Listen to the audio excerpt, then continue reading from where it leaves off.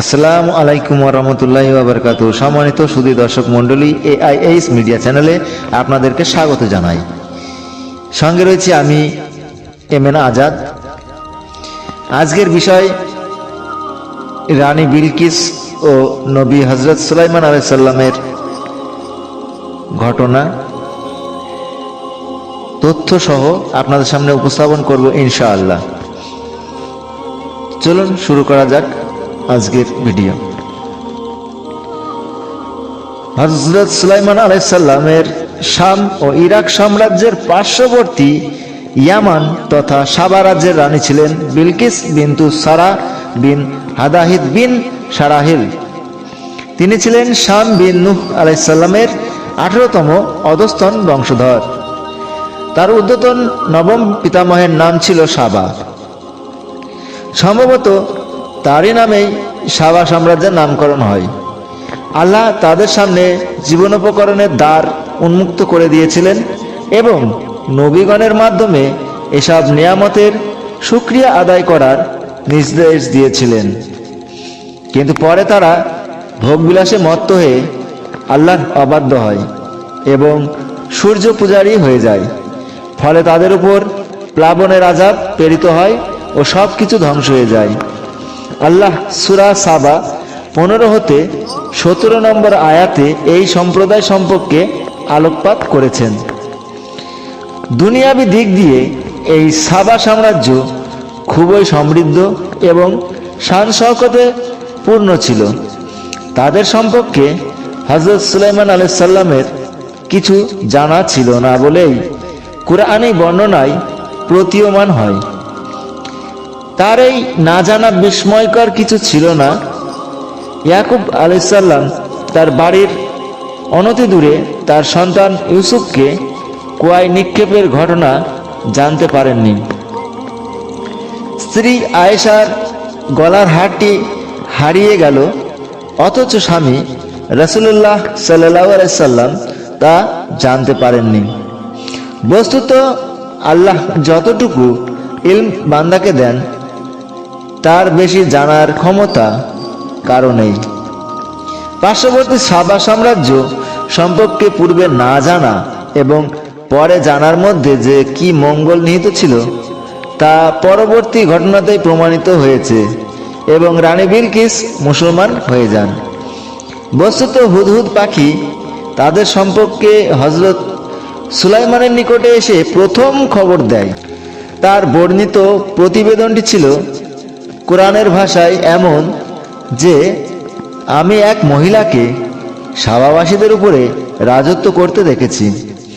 তাকে সব কিছুই দেওয়া হয়েছে এবং তার একটা বিরাট সিংহাসন আছে। আমি তাকে ও তার সম্প্রদায়কে দেখলাম তারা আল্লাহর পরিবর্তে সূর্যকে সিজদা করছে। শয়তান তাদের দৃষ্টিতে তাদের কার্যাবলীকে সুশোভিত করেছে, অতঃপর তাদেরকে সত্য পথ থেকে নিবৃত্তি করেছে, ফলে তারা সঠিক পথ প্রাপ্ত হয় না। সূরা নমল 23 থেকে 24 নম্বর আয়াত। সুলাইমান বলেন, এখন আমরা দেখব তুমি সত্য বলছো না তুমি মিথ্যাবাদীদের একজন। তুমি আমার এই পত্র নিয়ে যাও এবং এটা তাদের কাছে অর্পণ করো। অতঃপর তাদের কাছ থেকে সরে পড়ো এবং দেখো তারা কি জবাব দেয়। বিলকিস বলল, হে সভাসদ বর্গ, আমাকে একটি মহিমান্বিত পত্র দেওয়া হয়েছে। সেই পত্র সুলাইমানের পক্ষ হতে এবং তা হলো এই, করুণাময় কৃপানিধান আল্লাহর নামে শুরু করছি। আমার মোকাবেলায় তোমরা শক্তি প্রদর্শন করো না এবং বশ্যতা স্বীকার করে আমার নিকটে উপস্থিত হও। বিলকিস বলল, হে আমার পরিষদ বর্গ, আমাকে আমার কাজে পরামর্শ দিন।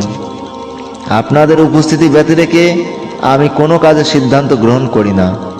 তারা বলল, আমরা শক্তিশালী এবং কঠোর যোদ্ধা, এখন সিদ্ধান্ত আপনার হাতে, অতএব ভেবে দেখুন আপনি আমাদের কি আদেশ করবেন।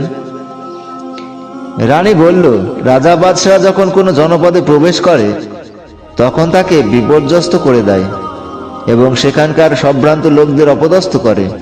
তারাও এরূপ করবে। অতএব আমি তার নিকটে কিছু উপঢৌকন পাঠাই, দেখি প্রেরিত লোকেরা কি জবাব নিয়ে আসে। অতঃপর যখন দূত সুলাইমানের কাছে আগমন করল, তখন সুলাইমান বলল, তোমরা কি ধন সম্পদ দ্বারা আমাকে সাহায্য করতে চাও? আল্লাহ আমাকে যা দিয়েছেন তা তোমাদের দেওয়া বস্তু থেকে অনেক উত্তম। বরং তোমরাই তোমাদের উপঢৌকন নিয়ে সুখে থাকো। ফিরে যাও তাদের কাছে। এখন অবশ্যই আমরা তাদের বিরুদ্ধে সেনাবাহিনী সহ আগমন করব, যার মোকাবেলা করার শক্তি তাদের নেই। আমরা অবশ্যই তাদেরকে অপদস্থ করে সেখান থেকে বহিষ্কার করব এবং তারা হবে লাঞ্ছিত। অতঃপর সুলাইমান বলল, হে আমার পরিষদবর্গ, তারা আত্মসমর্পণ করে আমার কাছে আসার পূর্বে কে আছো বিলকিসের সিংহাসন আমাকে এনে দেবে?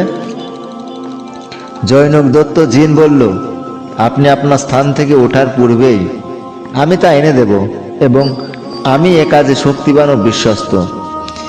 কিন্তু কিতাবের জ্ঞান যার ছিল সে বলল, তোমার চোখের পলক ফেলার পূর্বেই আমি তা এনে দিব। অতঃপর সুলাইমান যখন তার সামনে রক্ষিত দেখল, তখন বলল, এটা আমার পালনকর্তার অনুগ্রহ, যাতে তিনি আমাকে পরীক্ষা করেন যে আমি শুকরিয়া আদায় করি না অকৃতজ্ঞতা প্রকাশ করি। যে ব্যক্তি কৃতজ্ঞতা প্রকাশ করে সে নিজের কল্যাণের জন্য তা করে থাকে, এবং যে অকৃতজ্ঞতা প্রকাশ করে সে জানুক যে আমার পালনকর্তা অভাবমুক্ত ও কৃপাময়। সূরা নমল আয়াত নম্বর 40। সুলাইমান বলল, বিলকিসের সিংহাসনের আকৃতি বদলিয়ে দাও, দেখব সে সঠিক বস্তু চিনতে পারে না সে তাদের অন্তর্ভুক্ত যারা সঠিক পথ খুঁজে পায় না। অতঃপর যখন বিলকিস এসে গেল, তখন তাকে জিজ্ঞেস করা হলো, আপনার সিংহাসন কি এরূপই? সে বলল, মনে হয় এটা সেটিই হবে। আমরা পূর্বেই সবকিছু অবগত হয়েছি এবং আমরা আজ্ঞাবহ হয়ে গেছি।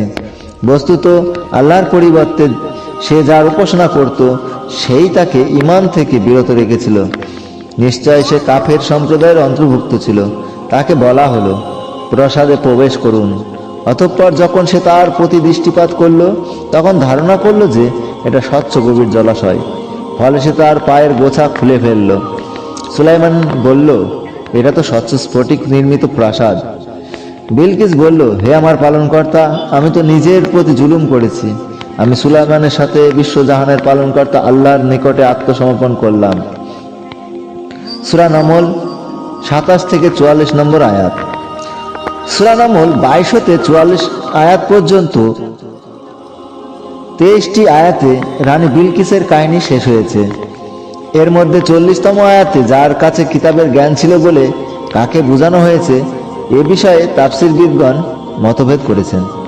তার মধ্যে প্রবল মত হলো এই যে তিনি ছিলেন স্বয়ং হযরত সুলাইমান আলাইহিস সালাম, কেননা আল্লাহর কিতাবের সর্বাধিক জ্ঞান তারই ছিল। তিনি এর দ্বারা উপস্থিত জিন ও মানুষ পরিষদ বর্গকে বুঝিয়ে দিলেন যে তোমাদের সাহায্য ছাড়াও আল্লাহ অন্যের মাধ্যমে অর্থাৎ ফেরেশতাদের মাধ্যমে আমাকে সাহায্য করে থাকেন, আর এটি হলো আমার পালনকর্তার অনুগ্রহ। নমল 40 নম্বর আয়াত। দ্বিতীয়ত, গোটা ব্যাপারটাই ছিল একটা মুজিজা এবং রানী বিলকিসকে আল্লাহর সর্বোচ্চ ক্ষমতা প্রদর্শন করাই ছিল তার উদ্দেশ্য। বস্তুত এতে তিনি সফল হয়েছিলেন এবং সুদূর ইয়ামান থেকে বাইতুল মুকাদ্দাসে বিলকিস তার সিংহাসনের আগাম উপস্থিতি দেখে, অতঃপর স্ফটিক স্বচ্ছ প্রাসাদে প্রবেশকালে অনন্য কারুকার্য দেখে এবং তার তুলনায় নিজের ক্ষমতা ও প্রাসাদের দীনতা বুঝে লজ্জিত ও অভিভূত হয়ে পড়েছিলেন। অতঃপর তিনি আল্লাহর নিকটে আত্মসমর্পণ করে মুসলমান হয়ে যান। মূলত এটাই ছিল হযরত সুলাইমানের মূল উদ্দেশ্য, যা শতভাগ সফল হয়েছিল। এর পরবর্তী ঘটনাবলী যা বিভিন্ন তাফসিরে বর্ণিত হয়েছে, যেমন সুলাইমানের সাথে বিলকিসের বিবাহ হয়েছিল। সুলাইমান তার রাজত্ব বহাল রেখে ইয়ামানে পাঠিয়ে দেন। প্রতি মাসে সুলাইমান একবার করে সেখানে যেতেন ও 3 দিন করে থাকতেন। তিনি সেখানে বিলকিসের জন্য 3টি নজিরবিহীন প্রাসাদ নির্মাণ করে দেন ইত্যাদি। সব কথাই ধারণা প্রসূত, যার কোনো বিশুদ্ধ ভিত্তি নেই। জৈনক ব্যক্তি হযরত আব্দুল্লাহ ইবনে উতবা রাদিয়াল্লাহু তাআলা আনহুকে জিজ্ঞেস করেন, সুলাইমান আলাইহিস সালামের সাথে বিলকিসের বিয়ে হয়েছিল কি? জবাবে তিনি বলেন, বিলকিসের বক্তব্য, আমি সুলাইমানের সাথে বিশ্বজাহানের পালনকর্তা আল্লাহর নিকটে আত্মসমর্পণ করলাম। সূরা নমল 44 নম্বর আয়াত এ পর্যন্তই শেষ হয়ে গেছে। কোরআন এর পরবর্তী অবস্থা সম্পর্কে নিশ্চুপ রয়েছে, অতএব আমাদের এই বিষয়ে খোঁজ নেওয়ার প্রয়োজন নেই। তাফসির বাগাভি। তো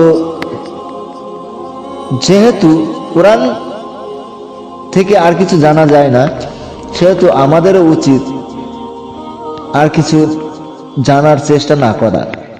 আমরা ততটুকুতেই সন্তুষ্ট থাকবো যতটুকুতে আল্লাহ আমাদের দিয়েছেন বা জানিয়েছেন, এবং নবী করিম সাল্লাল্লাহু আলাইহি সাল্লাম যা জানিয়েছেন বা তিনি আমাদেরকে যা দিয়ে গেছেন সেটাতেই আমরা সন্তুষ্ট থাকব। আশা করি আপনারা ভিডিওটি শেষ পর্যন্ত দেখেছেন। যদি শেষ পর্যন্ত দেখে থাকেন এবং আমাদের ভিডিওটি ভালো লেগে থাকে, তবে অবশ্যই একটি লাইক করবেন এবং বেশি বেশি করে শেয়ার করবেন। আর যারা আমাদের চ্যানেলটি এখনো সাবস্ক্রাইব করেননি, তারা অনুগ্রহ করে নিচের লাল বাটনটি টিপে আমাদের চ্যানেলটি সাবস্ক্রাইব করুন।